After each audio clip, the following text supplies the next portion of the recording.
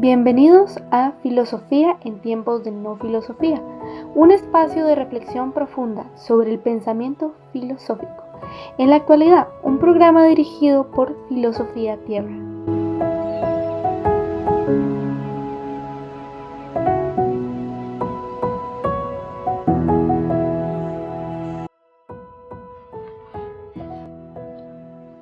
Antes del quebrantamiento es la soberbia, y antes de la caída la altivez de espíritu. Proverbios 16-18.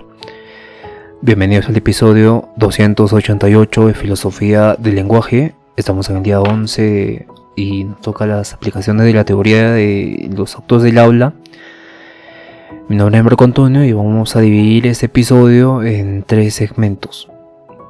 En dos segmentos principales y en uno que va a ser introductorio, donde vamos a hablar de las aplicaciones prácticas en la teoría de los actos del habla, y luego pasamos a los ejemplos de cómo los actos del habla se manifiestan en la comunicación diaria, el análisis de cómo entendemos los actos del habla y que cómo puede mejorar estos actos del habla en la comunicación, ¿no? Y pasamos luego a ejemplos en el campo del derecho y la política, y vamos a abordar la teoría de los actos del habla, específicamente en la política y en la parte jurídica o del derecho. Bienvenidos a todos. Como sabemos, en nuestra última entrega exploramos un poco la teoría de los actos del habla, el enfoque de Austin y su expansión teórica con John Searle. Y vimos también cómo el lenguaje no solo es un medio para describir el mundo, sino una forma de actuar en él, ¿no? Y hoy nos vamos a enfocar en algo que a veces se olvida en filosofía, ¿no? ¿Para qué sirve esta teoría y dónde la vemos aplicada fuera de nuestro aula, fuera de nuestro contexto?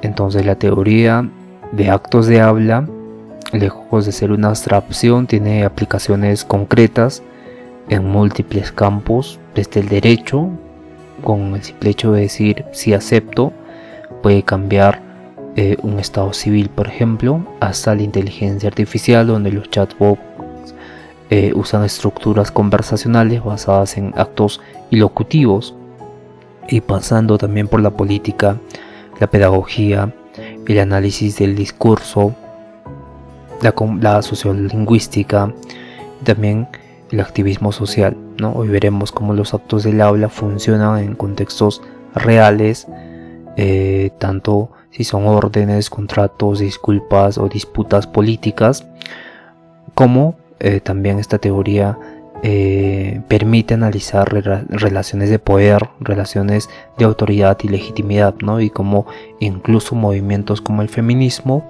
han reinterpretado el lenguaje performativo con herramientas, convirtiéndolas en una herramienta política, como lo hace Judith Butler. Y claro, es muy interesante estos actos del habla, los actos performativos sobre todo, porque manifiesta un tipo de conexión con la realidad, ¿no? Está conectado. Entonces, filosofía del lenguaje, la lingüística en general, la mente, la filosofía de la mente, y también la realidad, ¿no? En este caso, la ontología. Y claro, es la teoría de los actos del habla. Se vuelve esta herramienta filosófica abstracta muy presente en la vida cotidiana. Cada vez que nosotros decimos algo para interactuar con alguien, vamos a ver cómo se manifiestan estos actos en la vida cotidiana y qué tipo de acciones realizamos con nuestras palabras, ¿no? Y muchas veces no nos damos cuenta de esto, ¿no? Cada vez que hablamos, no solo decimos algo, sino que también hacemos algo, ¿no? Entonces el lenguaje es acción, y los actos del habla lo van a demostrar con más claridad, donde el enunciado, por ejemplo, te prometo que mañana te llamo, es un acto de hacer una promesa, y este tipo comisivo, como vimos en John Searle, que divide en 5. Claro, está el asertivo, está el comisivo, el directivo, el declarativo y el expresivo, ¿no? comisivo, directivo, declarativo, expresivo y asertivo. Y en este sentido, otro enunciado que básicamente John Searle dice que todo enunciado corresponde a un acto del habla. Sería, por ejemplo, puedes pasarme la sal, como pregunta. Entonces es un acto de habla de una petición, entonces es de tipo directivo. O también el enunciado: declaro inaugurado este evento, realiza una declaración institucional, y es del tipo declarativo, ¿no? Es un acto del tipo declarativo. O igualmente, lo siento mucho, es un tipo de acto de expresar una disculpa, y es de tipo expresivo. Y cuando decimos enunciados más contundentes, como está lloviendo, es un acto de afirmar un hecho, entonces se vuelve en un acto de habla asertivo, de tipo asertivo. Entonces John Searle nos enseña que todo acto de habla tiene al menos tres componentes, ¿no? Igual que nos enseñaba Austin, ¿no? Pero Austin no diferencia o no profundiza específicamente los actos dilocutivos, sino que los deja como un subconjunto, que dentro de los actos dilocutivos están los actos performativos. Entonces John Searle los clasifica mejor con los tipos del acto de habla dilocutivos, que serían asertivo, expresivo, declarativo, directivo y comisivo. Pero ambos filósofos tienen de base estos tres actos del habla, ¿no? El acto locutivo, que es el contenido literal, lo que se dice, cierra la puerta. El acto ilocutivo, la intención del hablante o lo que se hace al decirlo. Aquí no solo se informa, sino que se está dando un tipo de orden, está afectando la estructura de la realidad, ¿no? Y tenemos luego el acto perlocutivo, el acto perlocutivo es el efecto que tiene en el oyente, ¿no? Tal vez te levantas y cierras la puerta, o te molestas porque te dijeron cierra la puerta. Entonces es interesante como muchas veces es criticada esta teoría, porque se va a superponer un acto frente a otro acto. Y claro, ¿no? Puedes dar un tipo de acto ilocutivo, siéntate, pero se puede confundir, ¿sí? Con un acto perlocutivo donde el oyente se va a sentar, ¿no? Pero en primera persona, por ejemplo, cuando decimos ahora en una carrera, ¿no? O en una competencia, ahora. Cuando decimos ahora es un acto ilocutivo porque estamos dando una orden, pero a la vez se vuelve perlocutivo cuando nosotros estamos también siendo activados por ese ahora, ¿no? Ahora sirve entonces como un acto perlocutivo que busca el efecto en los demás, pero también cuando hay efecto en mí, es un acto ilocutivo. Entonces así se va superponiendo con estos ejemplos específicos los tipos del acto del habla, ¿no? Los tipos de actos del habla. Y claro, muchas veces nuestras palabras solo funcionan si se entienden dentro de un contexto compartido. Y ejemplo, si alguien dice te bautizo con este nombre en una ceremonia religiosa, está haciendo un acto declarativo, ¿no? Si tiene esta autoridad para realizarlo, pero si lo dice un niño en un juego, no es un acto real de bautizo, no cumple las condiciones sociales necesarias. Entonces el contexto, las reglas, las intenciones juegan un punto importante, son claves, juegan un punto crucial en el desarrollo de los actos del habla.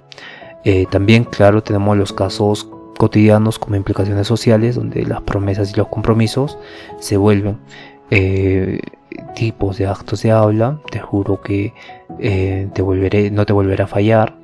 No solo se dice algo, sino que se establece una obligación moral o social, ¿no? Frente a la otra persona. O las disculpas sinceras o falsas, ¿no? Perdón.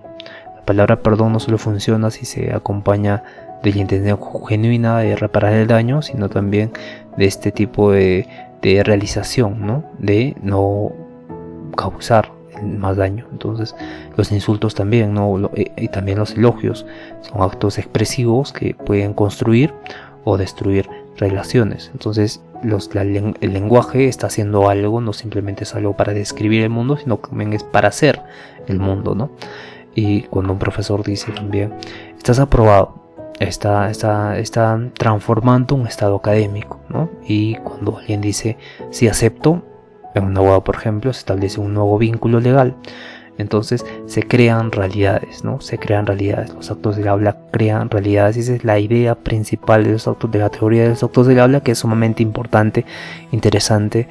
Y evidentemente, si la próxima vez que digas gracias, sí, te lo prometo, te perdono, te quiero, recuerda, no solo estás hablando, sino que estás actuando. Y al hacerlo, estás usando el lenguaje como lo que es una herramienta poderosa para construir, modificar y sostener el mundo social en el que vivimos, ¿no? En el siguiente segmento vamos a abordar un poco la profundidad, cómo se ejerce el poder y la autoridad en el caso de lo político y lo relacionado al derecho.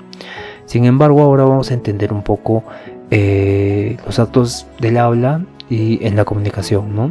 Aprender la distinción entre actos locutivos y perlocutivos nos va a dar una visión más clara, ¿no? Vamos a tener esta herramienta mucho más práctica, ¿no? Y claro, necesitamos ser más claros al decir que queremos hacer con nuestras palabras: informar, preguntar, pedir, prometer. Estamos eligiendo una estructura lingüística adecuada y evitamos ambigüedades. Por ejemplo, en lugar de decir hace frío aquí y esperar que alguien cierre la ventana, si realmente quieres que la cierre, podemos formular de frente la pregunta, ¿no? ¿Podría cerrar la ventana, por favor? Y no caer en ambigüedades, son en dobles sentidos, ¿no? También otra práctica muy fundamental para distinguir estos actos es la intención, ¿no? Alinear la intención y el efecto.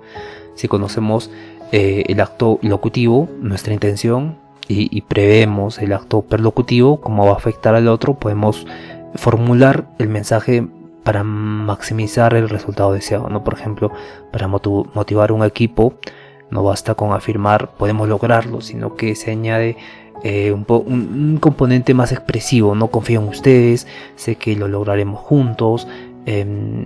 Cambiar un poco cómo hablamos, tener conciencia más bien de estos actos, ¿no? Y cómo estos van a crear realidad. Es completamente interesante. Evidentemente también podemos hablar o detectar malentendidos, ¿no? Cuando alguien no reacciona como esperabas, piensa en si su interpretación, este acto perlocutivo, no ve la misma intención del acto locutivo. Por ejemplo, un simple ¿cómo has entendido esto? Preguntarnos puede salvarnos de muchos conflictos, porque alguien podemos esperar nosotros una simple respuesta frente a superponer niveles, ¿no? Cuando alguien no reacciona como vas a esperar, piensa si tu interpretación, o sea, el acto perlocutivo que ha hecho la persona y de hecho responder de esa forma, no ven la misma intención y locutivo, ¿no? No es lo que ha querido realizar. Y como por ejemplo una simple pregunta de ¿has estado bien? ¿O me entendiste correctamente?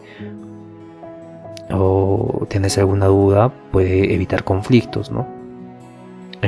Por ejemplo, si tú das una orden, ¿no? Necesito el informe hoy. Se toma como agresión, podrías reformular el tono y por un tono más colaborativo, y podrías decir: ¿crees posible tener el informe antes de la tarde? Entonces puedes agregar ahí algo más, ¿no? Te ayudaré en lo que haga falta, o si necesitas algo puedes avisarme, etc. Entonces esta superposición de niveles en tipos de acto del habla es muy importante para tener conciencia de cómo afectar una interpretación perlocutiva con una misma intención y locutiva, ¿no? Bien, tenemos también estos actos del habla expresivos que nos sirven para pedir disculpas, agradecer, felicitar y generar emociones, ¿no? por ejemplo, lo siento por llegar tarde versus lo siento por llegar tarde. Entiendo que te preocupaste y quiero compensarlo invitándote a un café. Entonces todo esto va a cambiar el acto perlocutivo que vamos a querer reforzar. Y claro, va a reducir el rencor o la reconstrucción de la confianza. Es muy interesante cómo los actos expresivos tienen este componente ilocutivo y este componente también de refuerzo perlocutivo. Claro, fortalecen vínculos y reduce el rencor, ¿no? Cuando usamos las palabras adecuadas, ¿no? Cuando somos conscientes del acto perlocutivo que una palabra o que nuestra palabra va a realizar, ¿no? Y podemos compensarlo con un acto ilocutivo, invitando a un café o haciendo un acto, ¿no? Claro. Y también nos sirve para ejercer liderazgo, ¿no? Los actos del aula en contextos como la docencia, la gerencia, el derecho, tienen efecto solo si se cumplen con las condiciones de felicidad, ¿no? Autoridad o una fórmula que ya está fija. Entonces reconocer esas reglas evita actuaciones vacías o malentendidos. Por ejemplo, un coordinador que dice considero tu propuesta apropiada, o sea, no habría un respaldo institucional, genera confusión.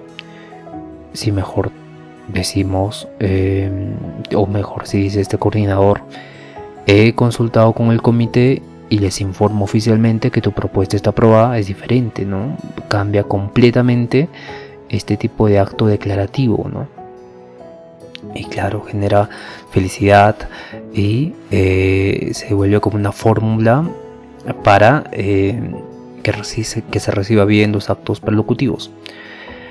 Y claro, hay estrategias para aplicar la teoría en nuestro día a día.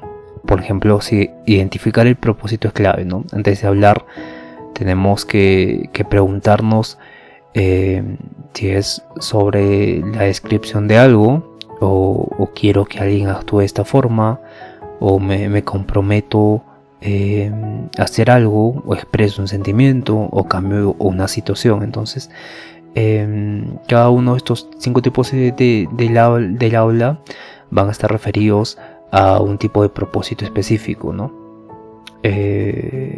Claro, el asertivo es si solo voy a describir algo. El directivo es quiero que alguien actúe de esta forma. El comisivo es me comprometo yo mismo a actuar de esta forma.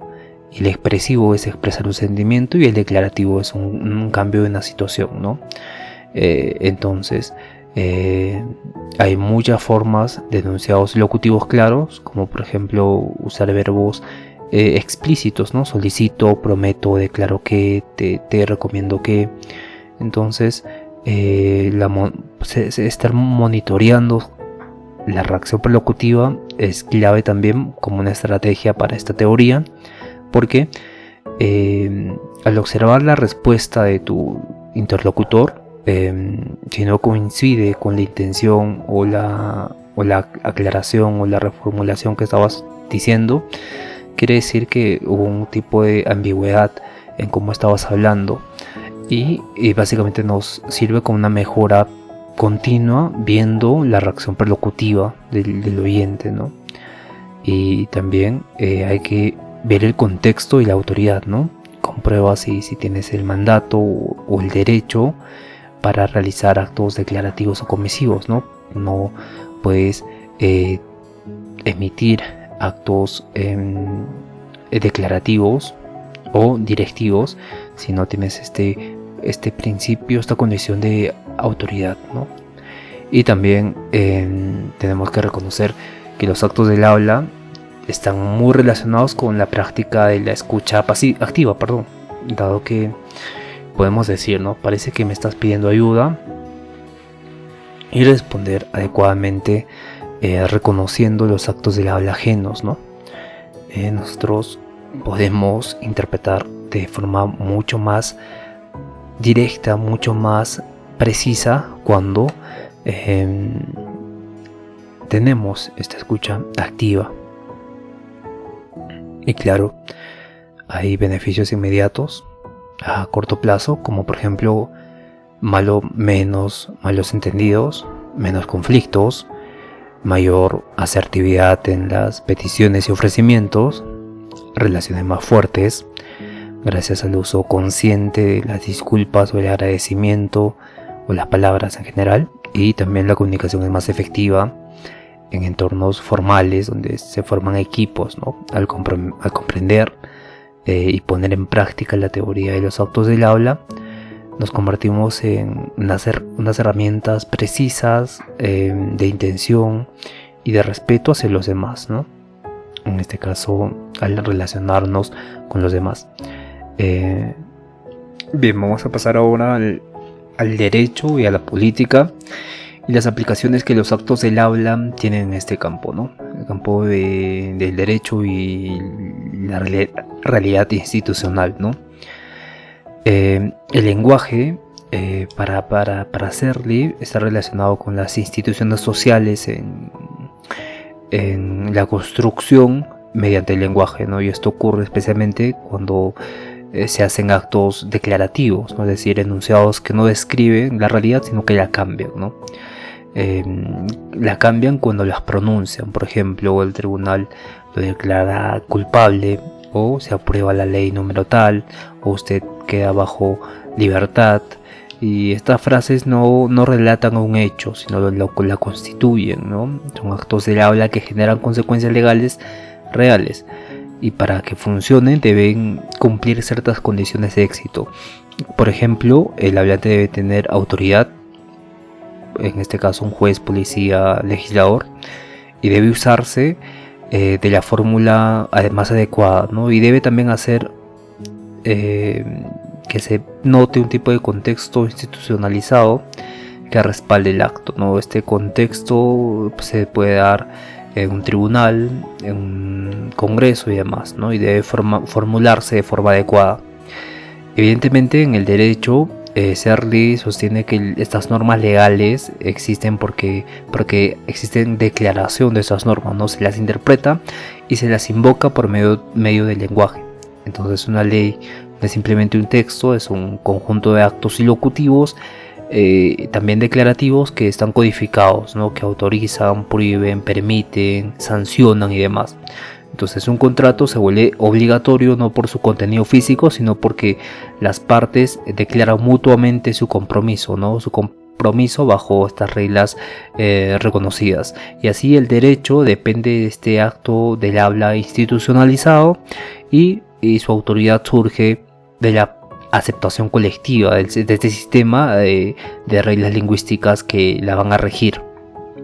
Y claro, en la política también el lenguaje tiene este enorme enfoque performativo, porque crea instituciones y legitima decisiones, legitima movilizaciones, y también define marcos de interpretación. Por ejemplo, el estado de emergencia ha sido declarado, este enunciado es un acto performativo donde se realiza este acto de estado de emergencia, o la nación está en guerra, o reconozco al nuevo presidente, o pido perdón en nombre del gobierno. Entonces, cada una de estas frases modifica la realidad política y claro, no solo informan, sino que actúan, cambian la relación entre los factores y alteran expectativas y regulan comportamientos también.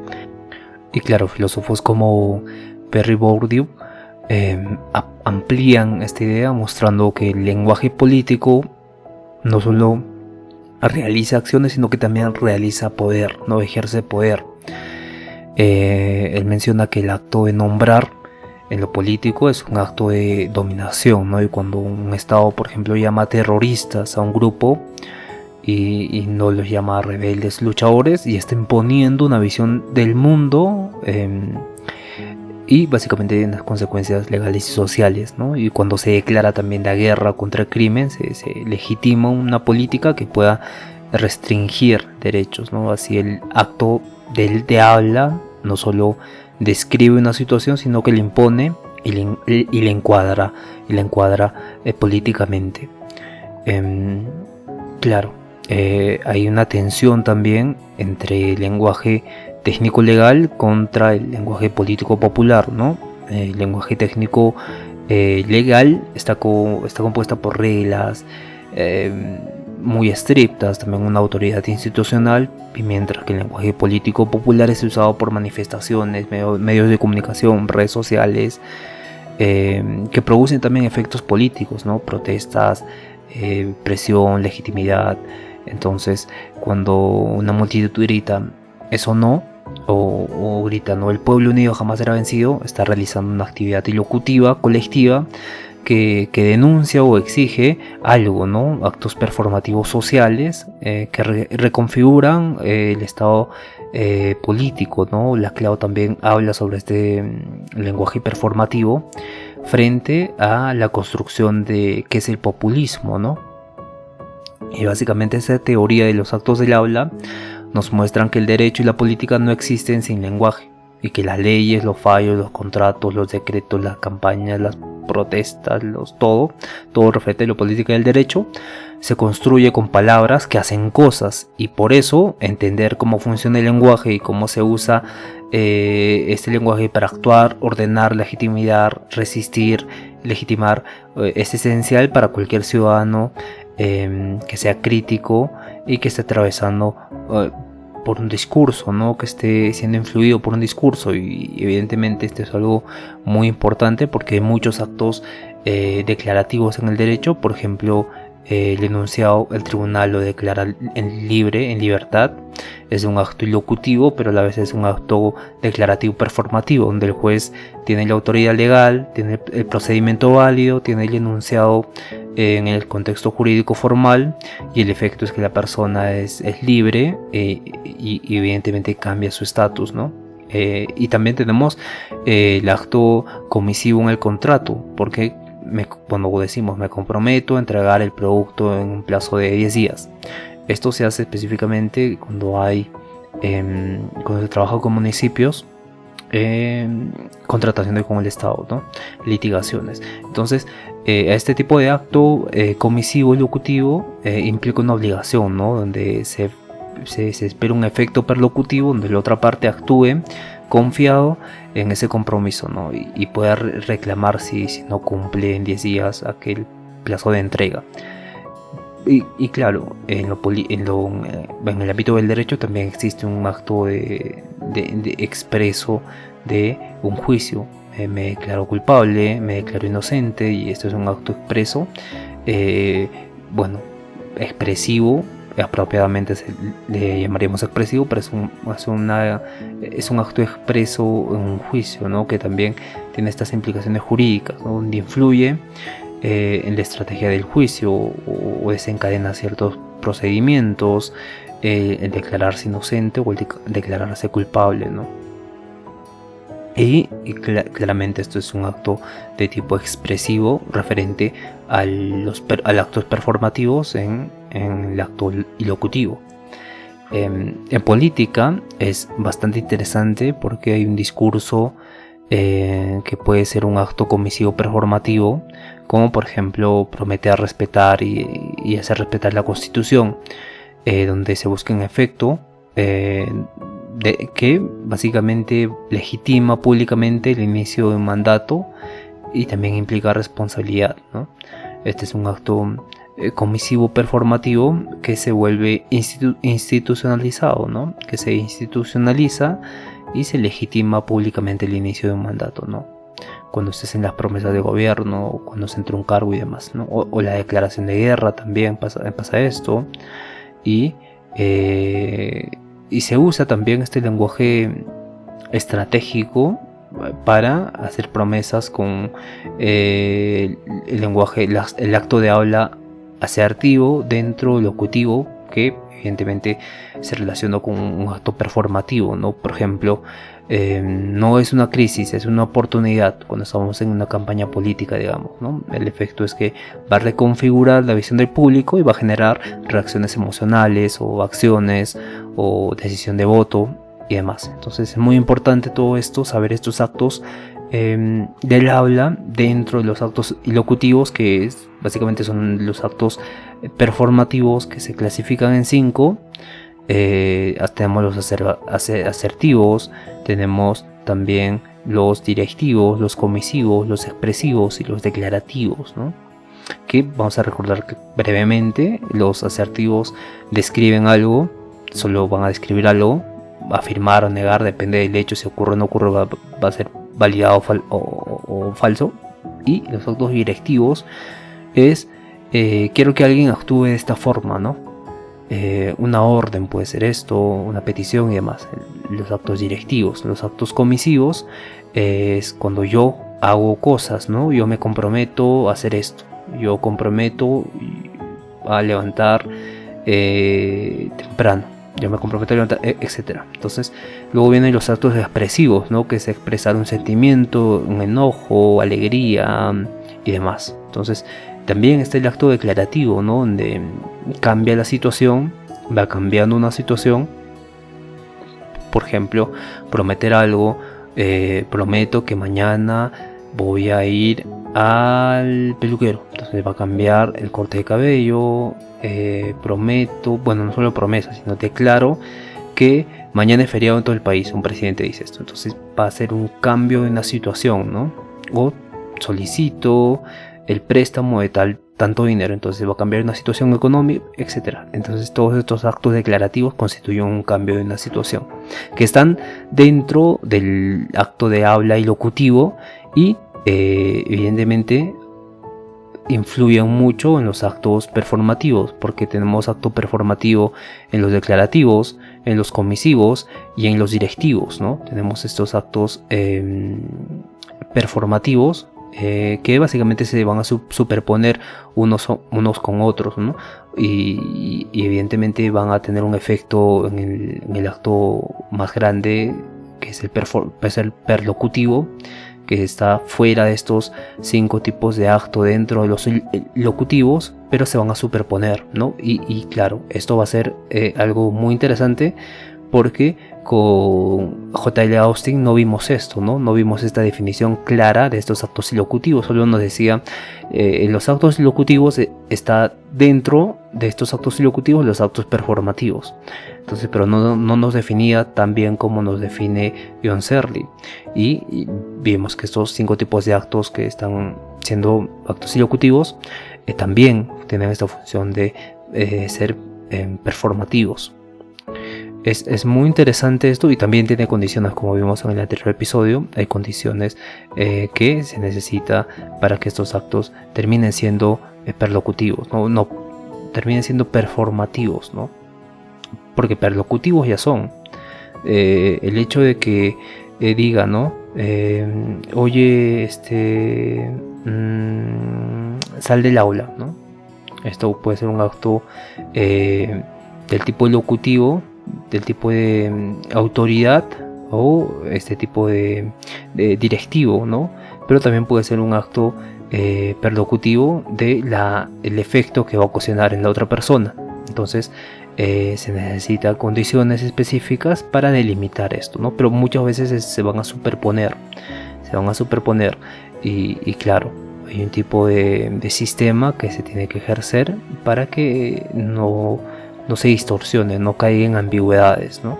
Por ejemplo, en derecho, cuando el tribunal lo declara, digamos, inocente, existe un acto ilocutivo más un acto performativo, ¿no? Y que ya mencionamos antes, por ejemplo, el tribunal lo declara libre. Entonces el juez tiene esta autoridad legal, el procedimiento válido, el enunciado en el contexto jurídico formal, y tiene un efecto perlocutivo también, donde la persona es libre y cambia su estatus legal. Entonces hay 3 tipos de actos ahí, ¿no?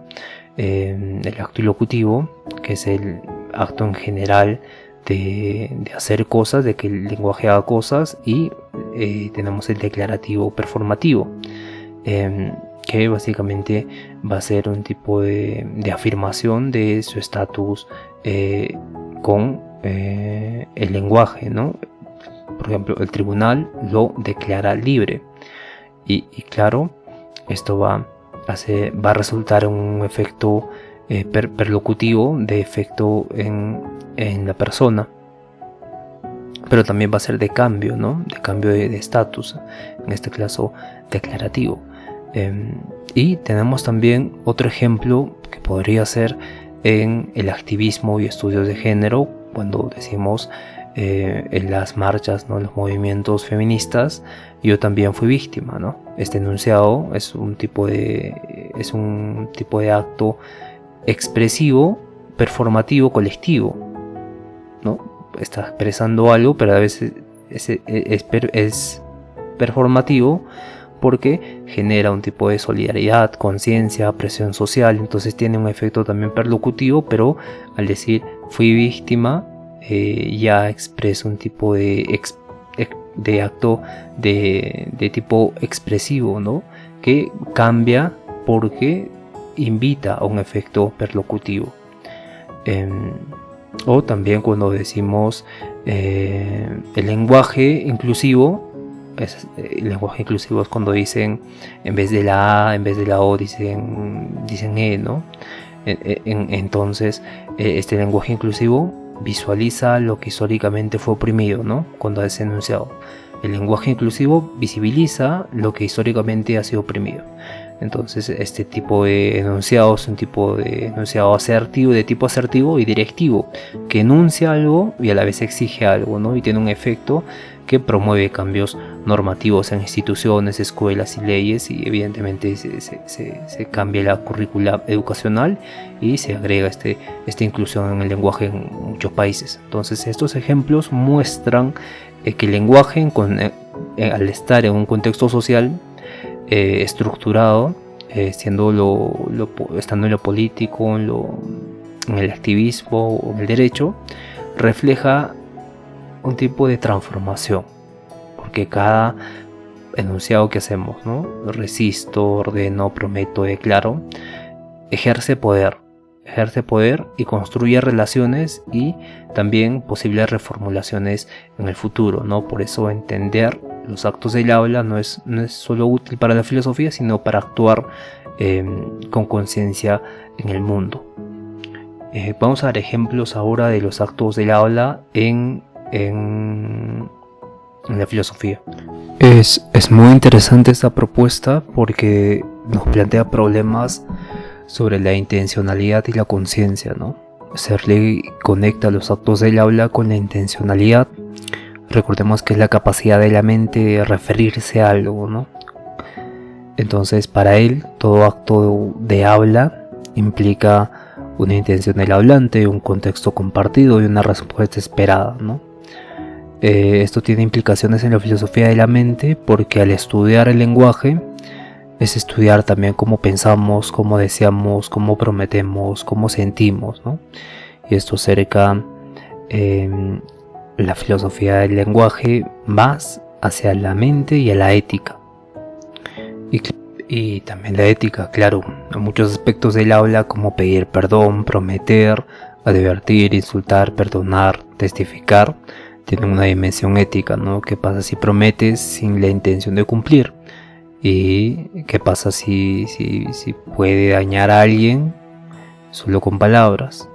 ¿Qué pasa cuando decimos una disculpa no sincera? ¿Y qué significa o qué es una disculpa sincera? Entonces todas estas preguntas abren nuevas rutas hacia el lenguaje ético, una ética del lenguaje, claro, una ética del lenguaje y también una responsabilidad comunicativa, y también se introduce a un estudio sobre el perdón y el reconocimiento, ¿no? La filosofía del perdón y el reconocimiento. Entonces la teoría de los actos del habla ha transformado por completo la filosofía al mostrarnos que el lenguaje no solo representa la realidad, sino que la construye, la hace. Entonces esto abre nuevas preguntas sobre la verdad, el poder, la ética, la identidad y la acción. Bien, muchas gracias por escuchar, nos vemos el día de mañana. El día de mañana vamos a hablar sobre Saul Kripke y los nombres rígidos, ¿no? Vamos a ver la diferencia entre necesidad, posibilidad y contingencia y la teoría de la designación rígida. Muy interesante también. vamos a hacerlo asequible. Entonces nos vemos el día de mañana. Cuídense todos, un fuerte abrazo, conózcanse a sí mismos y por favor sean felices y piensen siempre en avanzar, pase lo que pase.